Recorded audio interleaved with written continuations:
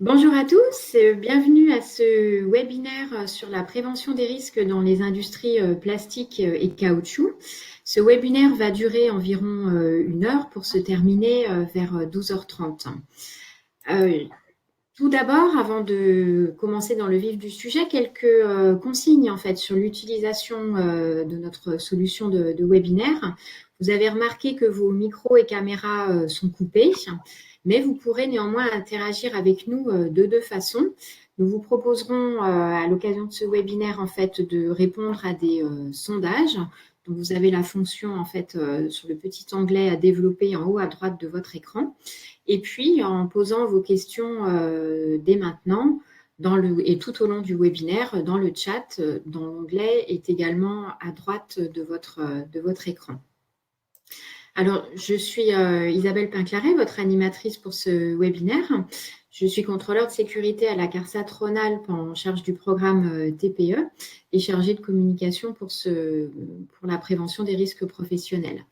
Notre expert sur ce sujet sera donc Virginie Préti, qui est ingénieure conseil à la CARSAT Rhône-Alpes, en charge du programme TPE et d'un territoire sur l'Ain, la Haute-Savoie. Et puis, nous avons pour nous assister en back-office François Perrière à la régie et Marie Soucy qui répond donc aux premières questions dans le chat et sélectionne les principales pour que nous y répondions à la fin de ce webinaire. Alors, tous les quatre, nous travaillons à la CARSAT Rhône-Alpes qui fait partie en fait du réseau Assurance Maladie Risque Professionnel avec les autres CARSAT, les CGSS et la CRAMIF pour l'Île-de-France. Et au national, nous sommes pilotés par la Caisse nationale d'assurance maladie, la CNAM, avec l'INRS également, l'Institut national de recherche en sécurité, qui est notre institut de recherche, comme son nom l'indique, et également de formation. Alors, ce réseau assurance maladie risque professionnel assure trois principales missions. La réparation des salariés victimes d'accidents du travail ou de maladies professionnelles. Cette réparation est gérée par les CEPAM, les caisses primaires d'assurance maladie. La tarification des entreprises, c'est-à-dire le calcul et la notification du taux de cotisation aux entreprises. Cette mission est gérée en CARSAT. Puis la prévention des risques professionnels, dont nous faisons partie et qui est donc gérée également en CARSAT. Alors, quelles sont les missions en fait? Quel est notre rôle en fait en matière d'accompagnement des entreprises sur les risques professionnels? Eh bien, nous vous accompagnons en fait déjà sur plusieurs risques particuliers ou secteurs d'activité comme c'est le cas aujourd'hui, par des formations par exemple, généralement pour trois types de publics, pour les dirigeants, les personnes ressources, mais aussi les opérateurs, et puis bien souvent par la mise à disposition de documentation technique, de guides et de plus en plus d'outils digitaux dont nous verrons en dernière partie ce que nous vous proposons pour votre secteur.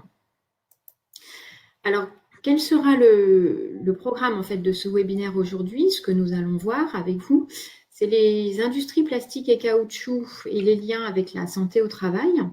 Ensuite, en deuxième point, comment prévenir les risques professionnels? Quelles sont les actions en fait que vous pouvez mettre en place?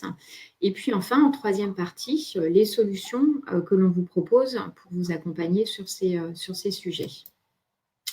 Alors, place à Virginie, place à notre expert pour nous présenter en fait les conditions de travail et les liens entre santé au travail dans les industries plastiques et du caoutchouc. Place à Virginie Préti. Bonjour à tous. Donc en fait, ce webinaire s'adresse plus particulièrement au TPE de la plasturgie. Vous verrez, on va vous présenter des outils et puis des risques spécifiques à votre profession. Donc on le sait, hein, il y a vraiment beaucoup de process qui peuvent être concernés. Vous pouvez avoir comme procédé de fabrication l'injection, le soufflage, l'extrusion, le thermoformage, le rotomoulage, travailler dans le caoutchouc ou dans par exemple des résines aussi. Hein, donc il y a aussi l'usinage des matières plastiques. Donc en tout cas, ce webinaire, à partir du moment où vous êtes une entreprise de plasturgie avec un de ces procédés ou un autre, vous êtes concerné du coup par ce webinaire. On sait aussi aujourd'hui que vos professions sont confrontées à beaucoup de problématiques, tant au niveau du recrutement, de l'évolution des modes de production. Mais donc, toutes ces contraintes, elles doivent pas faire oublier la santé au travail, parce qu'il y a quand même encore de nombreux accidents du travail dans ce secteur. Et donc, dans ce secteur aussi, vous savez que forcément, ça peut impacter votre performance en tant qu'entreprise. D'accord, on voit qu'effectivement, il y a enfin, des contraintes subsistent dans ce secteur. Et puis aussi, c'est un secteur quand même aussi dynamique qui s'adapte régulièrement à son marché en adaptant ses process. Pour autant, Virginie, quels sont les principaux risques qu'on va quand même retrouver systématiquement dans les industries du plastique et du caoutchouc? Alors, les principaux risques qui ont été identifiés, le premier, c'est évidemment tout ce qui concerne les douleurs au dos, donc la manutention manuelle, puisqu'il représente la majorité des accidents du travail et des maladies professionnelles, hein.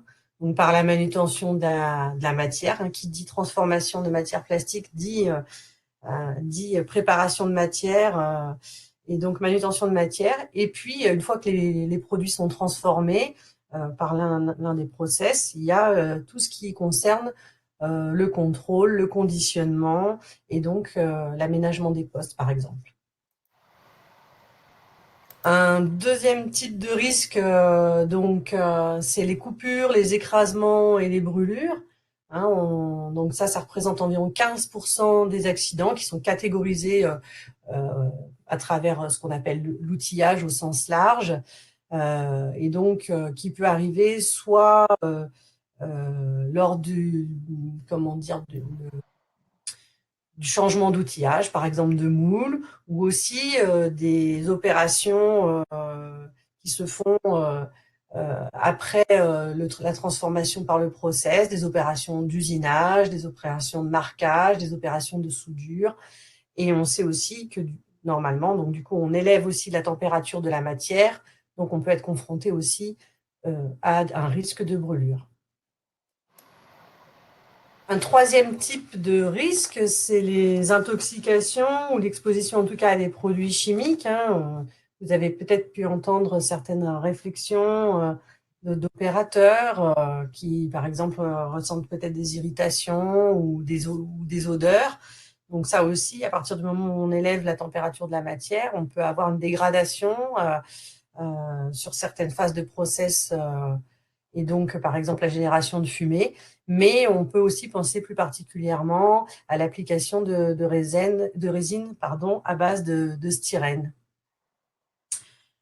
Enfin, un dernier risque qui est commun, c'est le bruit et les vibrations. Les process sont en général bruyants, plus particulièrement les process d'extrusion-soufflage et aussi l'usinage.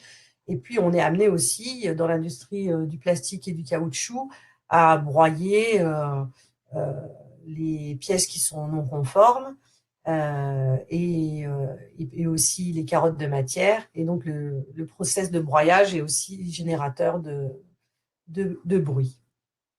Voilà, voilà un petit peu pour résumer, Isabelle.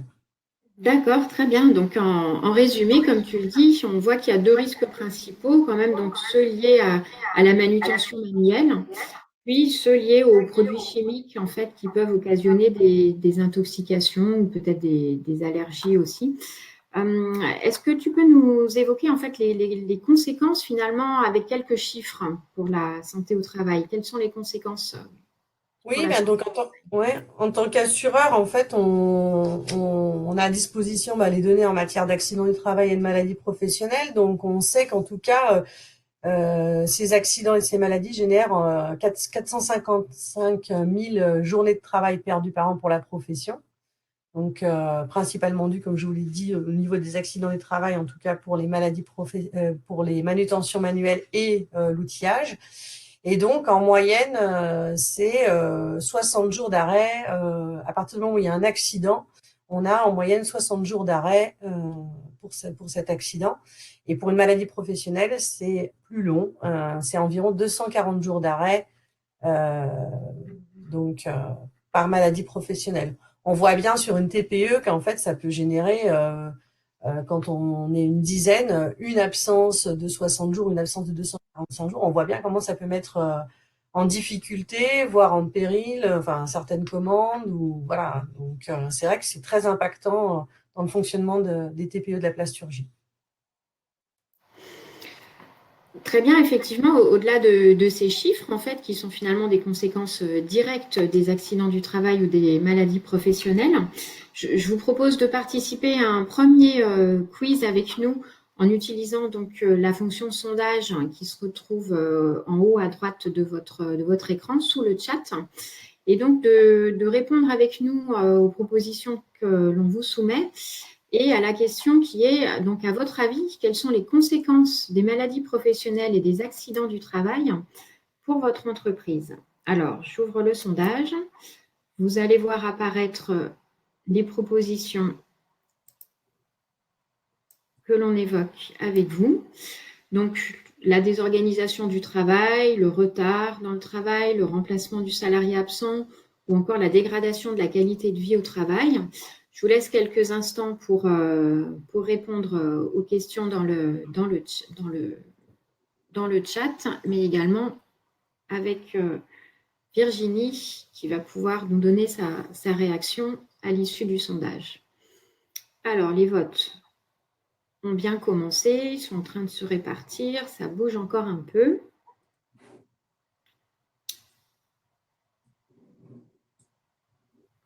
Voilà, là ça tend à peu près à se figer. Je pense que tout le monde a participé, ou presque, ça bouge encore, décidément.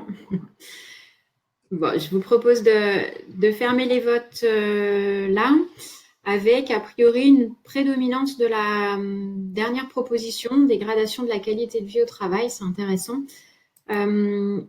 Virginie, quelle est ta réaction par rapport à ces résultats?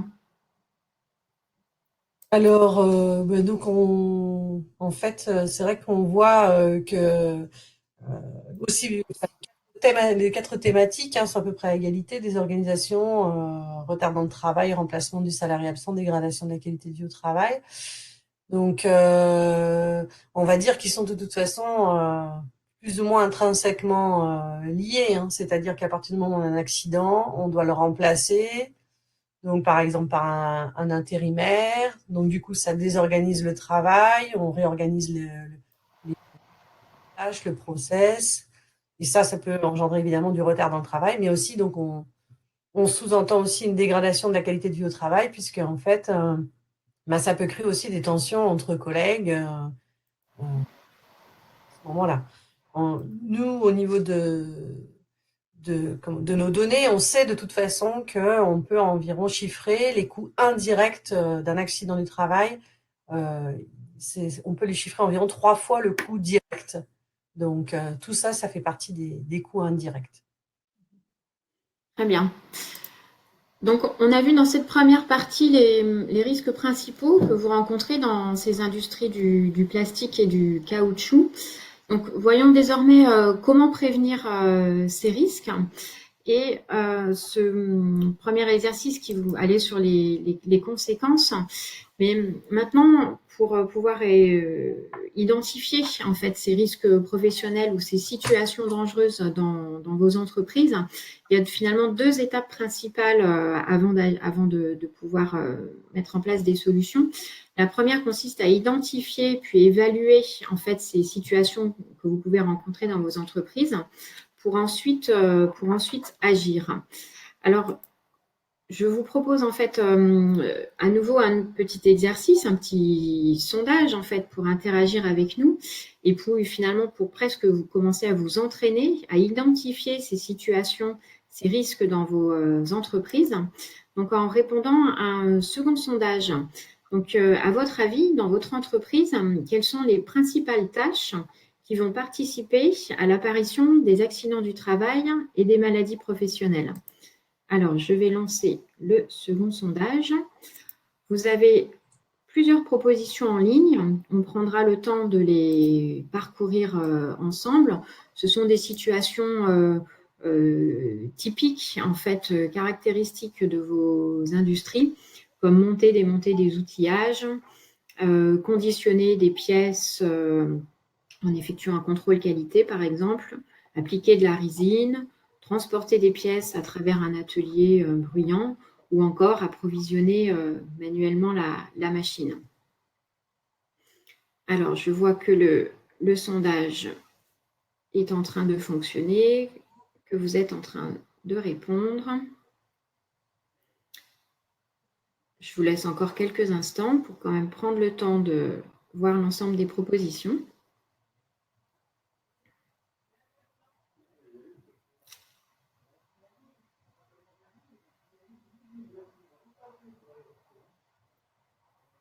Il y a des petits pièges. Hein. Alors, ce n'est pas des pièges méchants, mais il y a des choses qui, effectivement, on se dit peut-être oui, peut-être non. Et Virginie nous donnera son éclairage. Bon, ça ne bouge plus énormément. Je vous propose de fermer les votes à ce moment-là. On voit que finalement, la tâche principale, selon vous, serait plutôt la première sur tout ce qui est montage, démontage d'outillage, qui serait vraiment finalement le plus exposant pour vos salariés en termes d'accidents du travail et de maladies professionnelles. Je ferme les votes et je laisse la parole à Virginie pour un commentaire, une réaction sur les résultats du sondage. Oui, donc le montage, démontage d'outillage, c'est vrai que ce sont des phases, particulières, notamment, par exemple, par rapport à l'injection, au niveau des monteurs régleurs, on voit que les entreprises, parfois, il y a des maladies professionnelles au niveau des épaules, dues aux efforts, parfois mis en œuvre sur ces phases d'opération. Et comme toutes ces phases, ce sont des phases qui sont très techniques et qui sont délicates et qui génèrent aussi de la manutention parfois lourde. Ensuite, on est à peu près à égalité. Transporter des pièces à travers l'atelier bruyant vers une zone de stockage. Donc oui, les personnes, même celles qui traversent l'atelier, peuvent être exposées au bruit. Après, les différences peuvent être faites au niveau des temps d'exposition. Et puis évidemment, le conditionnement des pièces, le contrôle qualité, qui peuvent générer des problèmes de dos ou de TMS, et l'application de résine plus particulièrement liée au risque chimique. Entendu. Donc, l'ensemble de ces risques, vous avez pu, en fait, à travers ce sondage, en fait, identifier, en fait, des situations dangereuses ou des situations de travail dans vos entreprises dans lesquelles ces risques sont présents. Et du coup, vous devez normalement, en fait, faire cet inventaire des risques et des situations dangereuses. Hein, c'est là, on va dire que c'est la même chose dans votre document unique d'évaluation des risques. Qui va présenter aussi les résultats de cette évaluation et puis surtout va être l'objet en fait d'un plan d'action puisque c'est bien la finalité en fait de cette démarche d'identification des situations à risque dans vos entreprises, c'est de mettre en place en fait un plan d'action, c'est-à-dire des mesures de prévention, des actions de prévention qui vont vous permettre en fait de maîtriser, réduire et idéalement même supprimer ces risques dans vos entreprises. Alors, ce sera du coup l'objet de cette autre partie sur l'action que vous pouvez, le type d'action que vous pouvez mener pour prévenir ces risques professionnels. Virginie, je te laisse à nouveau la main pour nous présenter en fait le panel d'actions existantes pour ce secteur. En fait, on va donc du coup avoir des réponses, enfin quelques éléments de réponse en tout cas par rapport à chacun des risques qu'on a pu identifier dans la première partie. Hein. Donc, pour pallier évidemment au risque de lombalgie et de TMS, l'idée en tout cas c'est de mettre en place des aides à la manutention, notamment et surtout pour la matière, Donc, ça peut être des centrales matières, des préhenseurs de sacs, et puis tout ce qui est aménagement de poste, tables et supports qui peuvent se mettre à se régler en hauteur. On conseille aussi évidemment de réaliser des études ergonomiques et d'aménager les postes de travail. Donc là, on peut notamment progresser sur cette thématique-là par le biais des formations PRAPR, donc une démarche de prévention liée à l'activité physique. Donc ça, ce sont des éléments sur les manutentions et les TMS. Ensuite, on a donc quelques éléments sur les moyens qui peuvent être mis en place pour la protection des machines. Vérifier évidemment régulièrement les dispositifs d'arrêt d'urgence, former les salariés à l'utilisation des équipements et au réglage. Et on pense notamment bien à différencier les différentes phases qui sont production, réglage et aussi maintenance. Donc il faut bien différencier ces phases-là pour voir le risque. Et enfin, évidemment, en dernier recours, évidemment, mettre en place des EPI qui peuvent être nécessaires, donc des visières, des gants anti-chaleur, par exemple, lors des opérations de purge. Chimique, du coup, là, évidemment, il faut essayer de substituer les produits dangereux par des produits qui le sont moins. Capter évidemment les émissions à la source et puis former les utilisateurs à décrypter les pictogrammes, les éléments sur les fiches de données de sécurité qui peuvent les amener à mieux utiliser ces produits ou en tout cas plus en sécurité, et aussi bien évidemment à utiliser les équipements de protection individuelle. Enfin, pour le bruit, concernant le bruit, toujours le plus en amont possible, évidemment, lorsque vous achetez un nouvel équipement, essayez d'avoir dans vos critères, bien sûr, le niveau de bruit des équipements que vous achetez. Et puis, lorsque les équipements génèrent du bruit et sont présents, voir comment mettre en place de l'insonorisation. Ça peut être par du capotage machine ou des revêtements absorbants aussi au niveau de la structure du bâtiment. Et puis évidemment, des protecteurs individuels lorsque le niveau de bruit est déjà réduit au maximum. En tout cas, par rapport à tout ça, moi je vous propose d'illustrer ça par un petit film qui a été réalisé en Rhône-Alpes et puis qui notamment présente des solutions concrètes qui ont été mises en place par rapport à ces différents risques.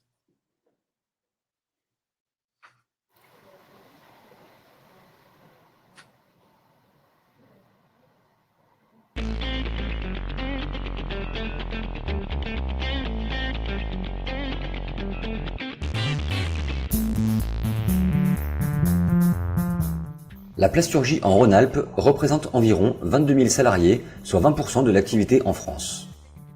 Les principaux risques de ce secteur sont les TMS et l'exposition au CMR.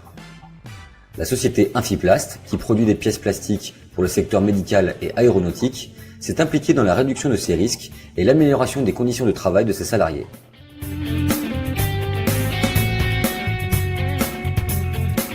On a voulu faire une usine qui soit à la hauteur des prestations fournies par l'usine. On a voulu que les gens qui travaillent dans cette usine se sentent bien. Donc pour cela, il a fallu faire et aménager certains postes de travail. Tout ça pour enlever la pénibilité de travail des opérateurs.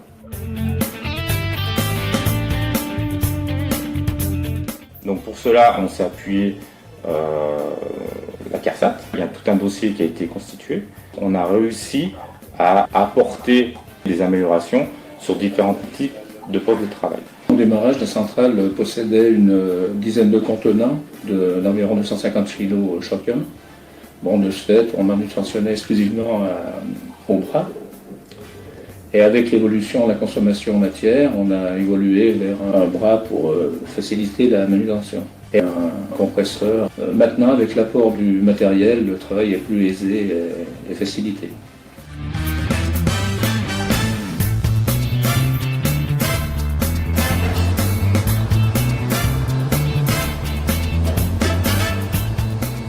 Quand on purgeait les machines, il y avait de la fumée dans l'atelier. Il y avait vraiment de la fumée qui faisait vraiment pleurer. Ça sentait sur les affaires. On est obligé d'ouvrir les portes, les fenêtres. Ça a changé maintenant. Maintenant, ça aspire bien. Il y a bien l'aspiration sur toutes les machines. On respire bien. On sent pas sur les habits. Les fumées de dégradation des matières plastiques des presses à injecter sont captées par une installation d'aspiration centralisée. Pour l'entretien des outillages, on est obligé de les nettoyer en fin de production.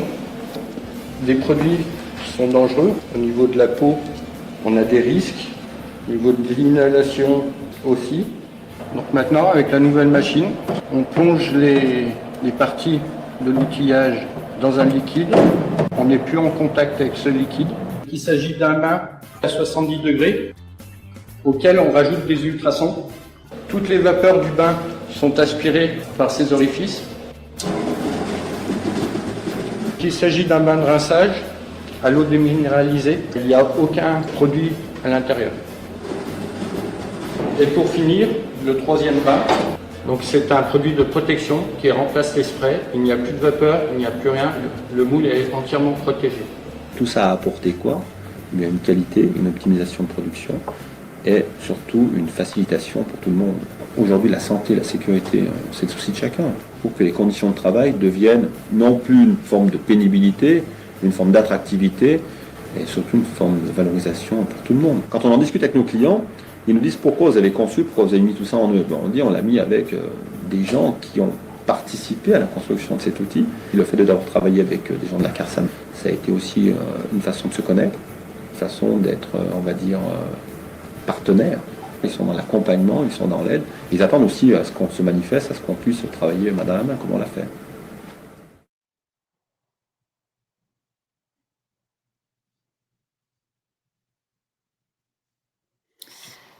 Très bien, intéressant ce film, puisque ça nous permet de voir des solutions concrètes en fait de mise en place d'actions de prévention dans ces diverses entreprises. D'ailleurs, on ne doute pas que dans vos entreprises, vous avez déjà mis en place parfois un certain nombre de choses. C'est très rare qu'on arrive dans une entreprise et qu'il n'y ait rien du tout.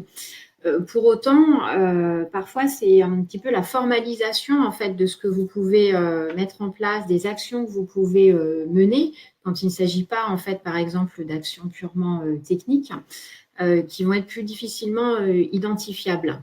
Alors du coup, on va vous proposer des solutions dans cette troisième et dernière partie qui vont vous permettre, entre autres, de formaliser aussi et vos actions de prévention.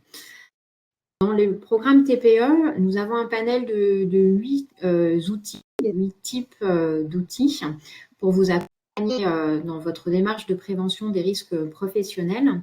Et je vous propose en fait de découvrir tout de suite le premier outil, l'outil phare en fait dont on parle aussi un petit peu depuis le début, qui est celui d'évaluation des risques professionnels. Et je vous propose à nouveau de visionner un film qui vous présente cet outil qui est disponible en fait en ligne et gratuit sur le site de l'INRS. Place au film de présentation de l'outil OIRA.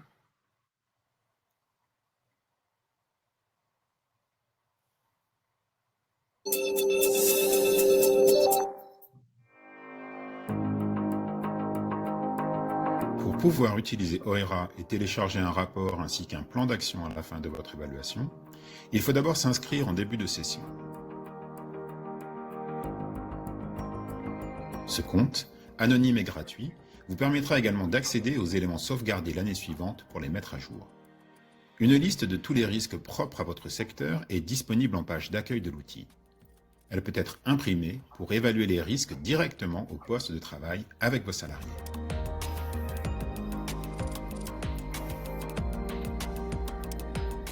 À travers un questionnaire simple, vous sélectionnez les mesures déjà en place dans votre entreprise dans une liste prédéterminée. Pour certains risques, il est possible que vous ne soyez pas concerné. Dans ce cas, vous pouvez passer la question. Vous pouvez aussi ajouter une autre mesure qui ne serait pas listée.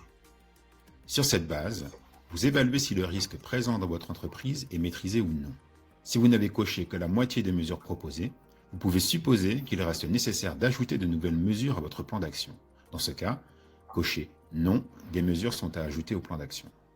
Vous pouvez alors sélectionner de nouvelles mesures standards qui seront ajoutées au plan d'action ou ajouter des mesures supplémentaires propres à votre situation de travail. Cliquez ensuite sur « Enregistrer et continuer » pour dérouler la suite du questionnaire.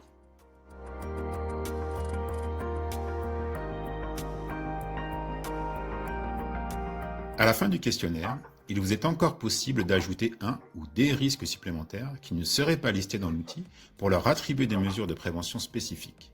Sauvegardez. Cliquez ensuite sur « Enregistrer et continuer » et téléchargez le rapport que vous pouvez utiliser comme document unique sous la forme d'un fichier Word. Il récapitule, pour chaque risque identifié, l'ensemble des mesures soit déjà mises en place, soit à mettre en œuvre dans l'entreprise. Sur la même page, vous pouvez télécharger le plan d'action sous la forme d'un fichier Excel qui indique pour chaque mesure à mettre en place son calendrier, son budget ou la personne qui en est responsable. Votre entreprise sera la seule à pouvoir accéder à ces données. Rendez-vous sur www.inrs.fr/OERA pour découvrir les secteurs d'activité couverts par OERA.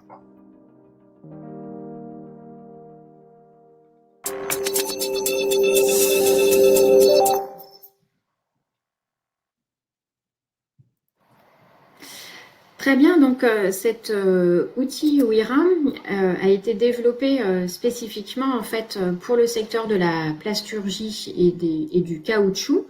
Donc Virginie, tu as travaillé avec des partenaires du secteur. Est-ce que tu peux nous dire en fait quelles ont été finalement les adaptations pour ce secteur et en quoi cet outil est vraiment adapté pour les industries du plastique et du caoutchouc? Oui, donc cet outil, en fait, un OIRA est un outil qui a été développé pour chacune des thématiques TPE. Et donc, nous, on s'est attaché à développer celui pour le secteur des plastiques et des caoutchoucs. Et donc, j'ai eu la chance de travailler avec 4 partenaires, donc Plastalliance, Polivia, le syndicat national du caoutchouc et puis UCAPlast. Pour essayer de faire en sorte, en tout cas, que les outils soient adaptés aux situations rencontrées sur le terrain. Donc la difficulté, en fait, elle a principalement résidé à essayer d'adapter l'outil par rapport aux différents procédés de fabrication qui génèrent pas forcément les mêmes risques. Et donc, justement, à l'utilisation de l'outil, vous verrez que vous pouvez finalement orienter l'outil par rapport au process que vous utilisez et donc du coup accéder aux risques et aux mesures de prévention qui concernent plus particulièrement votre process. Donc en fait, ce qui est très intéressant aussi, comme vous avez pu le voir dans la vidéo, c'est que en choisissant son process, on trouve les risques auxquels on est exposé, auxquels d'exposition. Et par rapport à ces risques d'exposition, sont proposées des mesures de prévention spécifiques au secteur de la plasturgie. Et vous pouvez du coup en choisir certaines que vous souhaitez mettre en place, signifier celles que vous avez mis en place ou en rajouter d'autres. Et ce qui est particulièrement intéressant, c'est que du coup, après, il y a la possibilité d'éditer ce document. Donc là, on voit notamment un petit peu la structuration. On est parti de l'activité, en fait, dans les entreprises. Et puis, on a la description des risques et des mesures qui peuvent être en place ou à mettre en place. Ok, est-ce que tu peux nous expliquer aussi, je crois qu'il y a d'autres outils qui ont été développés spécifiquement pour la plasturgie et le caoutchouc. Oui, alors donc il y a des autres, il y a un autre outil qui s'appelle la fiche solution. Donc c'est par rapport à des situations concrètes où on identifie vraiment toutes les mesures de prévention qui sont possibles.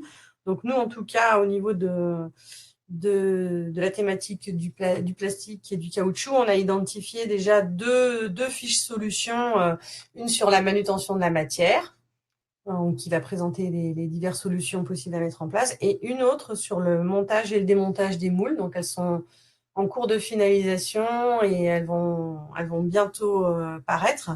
Et puis, on en aura encore deux autres, dont une sur les résines à base de styrène qui est aussi en cours de préparation. On a aussi des fiches comment bien choisir son matériel. Donc là, c'est à partir du moment où vous avez décidé de faire l'acquisition, par exemple, d'un préhenseur de sac.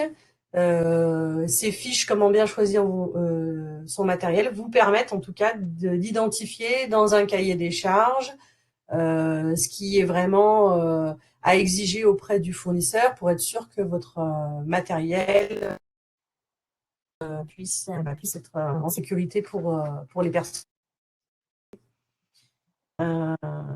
Voilà donc pour les outils vraiment spécifiques en tout cas à la thématique plastique et caoutchouc. Après, je sais qu'il y a donc des outils qui sont un peu plus généraux à l'ensemble des TPE sur lesquels tu t'es particulièrement penchée, Isabelle. Oui, effectivement. Donc, il y a des outils génériques, en fait, que vous pouvez aussi parfaitement utiliser. Alors, le premier, c'est aussi un outil en ligne qui est toujours gratuit, accessible de façon anonyme pour les entreprises comme OIRA. Et donc, c'est un outil qui vous permet d'analyser vos accidents de travail. Alors, analyser vos accidents de travail dans l'objectif ultime, en fait, de mettre en place des actions de prévention pour que le même accident, que le même type d'accident ne se reproduise pas. Donc, c'est un outil en ligne qui vous guide pas à pas pour essayer d'identifier toutes les causes possibles et imaginables en fait de ces accidents ou d'un accident en particulier pour ensuite mettre des actions de prévention pour éviter qu'ils ne se reproduisent.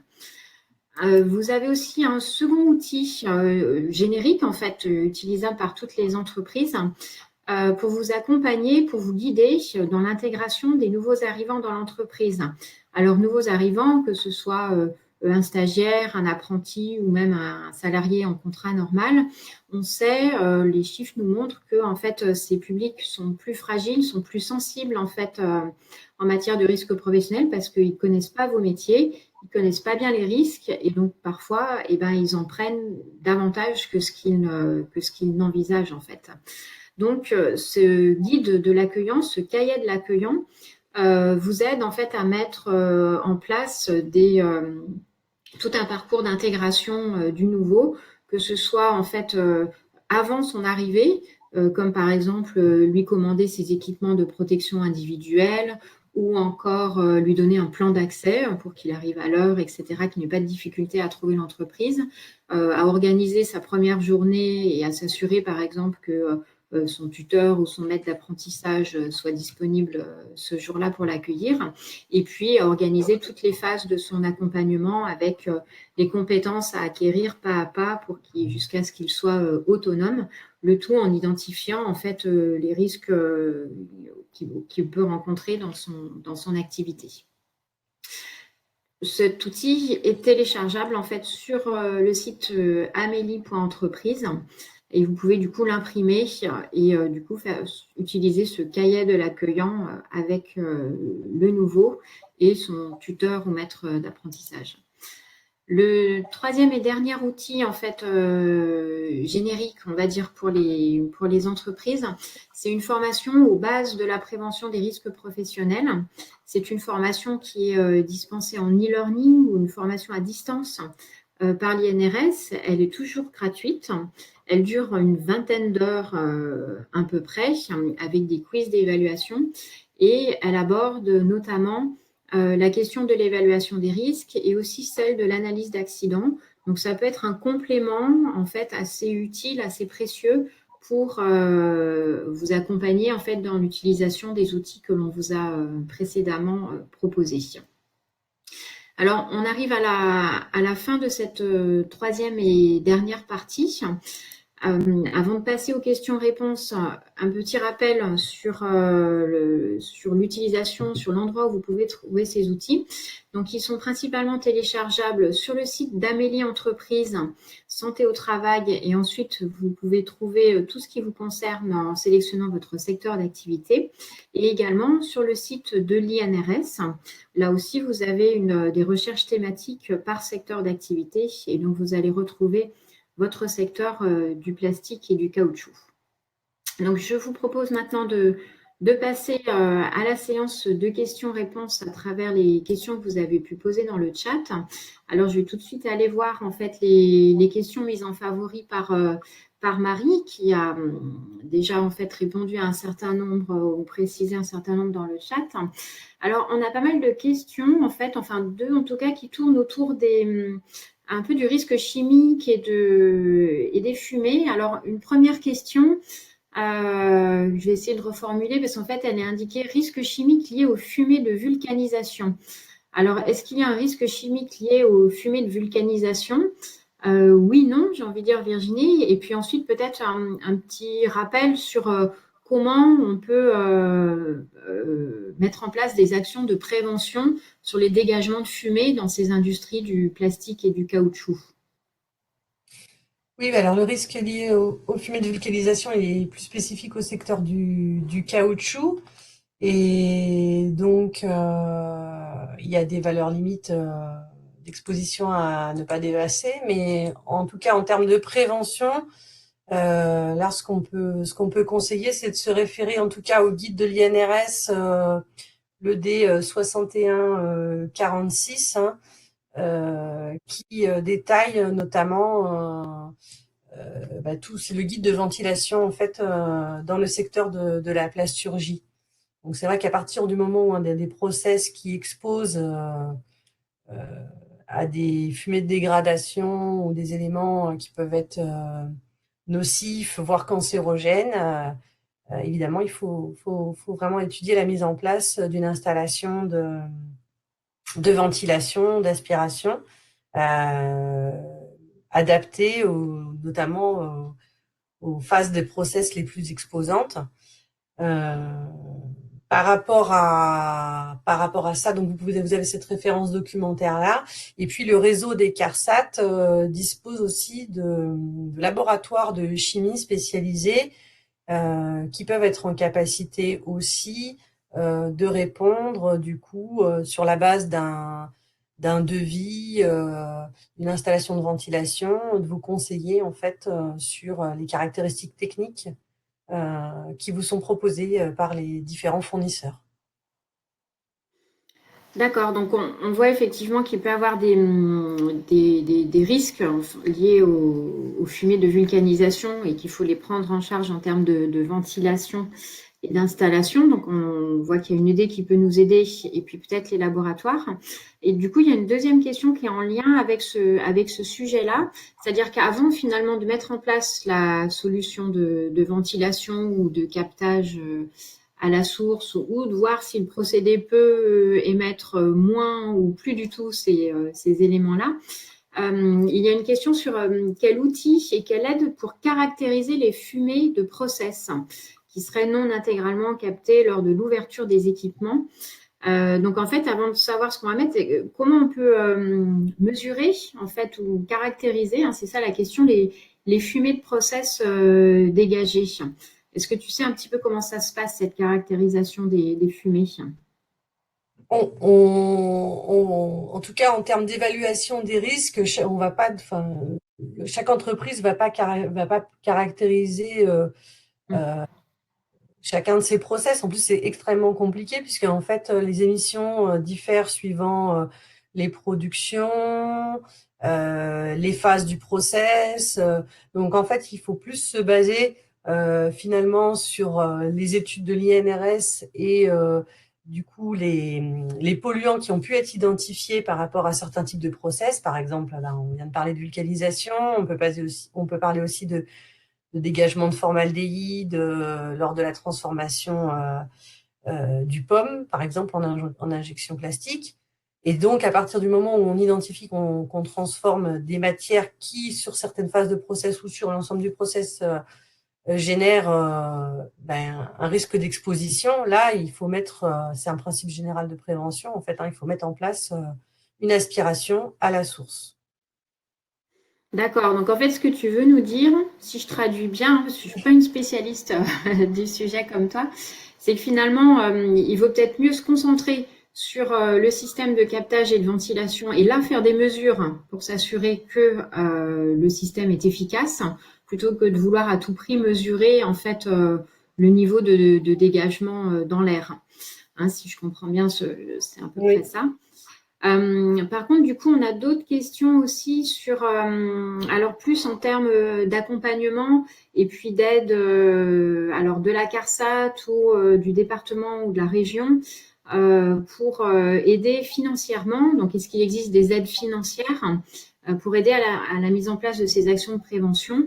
On se doute, enfin, je me doute que les installations de ventilation doivent quand même avoir un coût. Donc, est-ce qu'il peut avoir un accompagnement possible en fait de la CARSAT ou des pouvoirs publics pour mettre en place ces systèmes de ventilation? Alors, au niveau des aides, en tout cas financières, le réseau dispose de 2 types d'aides financières qui sont les subventions TPE pour les moins de 50 et les contrats de prévention qui sont en lien avec une convention qui est signée par la profession avec la CNAM. Donc, c'est le cas pour la plasturgie.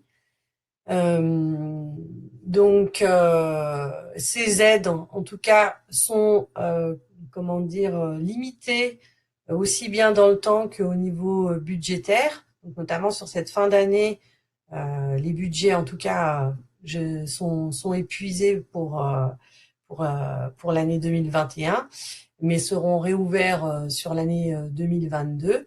Et donc, les subventions TPE sont plus celles spécifiques par rapport à un dispositif particulier. Donc, sur la ventilation, aujourd'hui, il n'y a pas de subvention TPE spécifique à la plasturgie. Par contre, vous trouverez d'autres types d'aides comme pour tout ce qui est aide à la manutention avec la subvention TMS Pro Action. Donc là où, par exemple, pourraient être financés des préhenseurs, des tables élévatrices, etc. Et sur la partie contrat de prévention, il faut se référer du coup à la convention de la branche qui prend en compte donc du coup notamment pour celle de la plasturgie le risque chimique. Et donc là, il faut prendre attache auprès de sa caisse régionale pour faire une demande dans le cadre de ce projet de mise en place, par exemple, d'une ventilation. Et là, donc... le contrôleur ou l'ingénieur du secteur viendra étudier la demande et donc voir ce qui est possible de mettre en place par rapport au contrat de prévention. D'accord, merci Virginie. Je t'ai un petit peu coupée, mais effectivement, ta réponse est assez complète. Donc, en résumé, au niveau des aides financières, pour le moment, dans la plupart des CARSAT, enfin dans toutes les CARSAT, les budgets sont consommés pour cette année, mais on arrive quasiment aux portes du mois de décembre. Mais n'hésitez pas en fait à consulter les sites internet de chaque caisse où vous retrouvez en fait les conditions d'accès aux aides financières, que ce soit les subventions prévention TPE ou les contrats de prévention. Vous les retrouvez dans toutes les régions. Hein. Cette offre est nationale. Les solutions que nous avons présentées sont évidemment celles de l'assurance maladie risque professionnel, donc elles sont nationales. Pour autant, pour pouvoir solliciter en fait ces aides et le cas échéant avoir la visite d'un contrôleur ou d'un ingénieur pour vous aider sur par exemple le montage d'un contrat de prévention, il faut vous connecter en fait quand même au site internet de la caisse dont vous dépendez. Bon, je vois qu'il n'y a pas d'autres questions à part celle du DRH externalisé qui nous demande en fait comment la CARSAT peut aider concrètement les entreprises. Alors, je te laisse peut-être le mot de la fin, Virginie, là-dessus, même si finalement, il me semble qu'on en a déjà parlé, mais on peut peut-être résumer en fait comment la CARSAT peut aider concrètement les entreprises. En résumé, en tout cas, par rapport à l'offre TPE, voilà, c'est les 8 outils TPE qu'on vient de vous présenter, dont l'OIRA.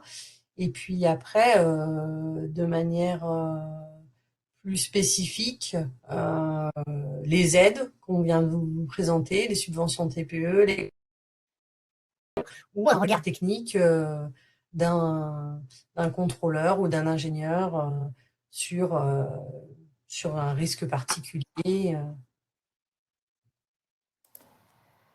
En résumé, je pense que c'est à peu près ça. Et puis les laboratoires de chimie aussi, bien sûr, dans le cas spécifique du risque chimique.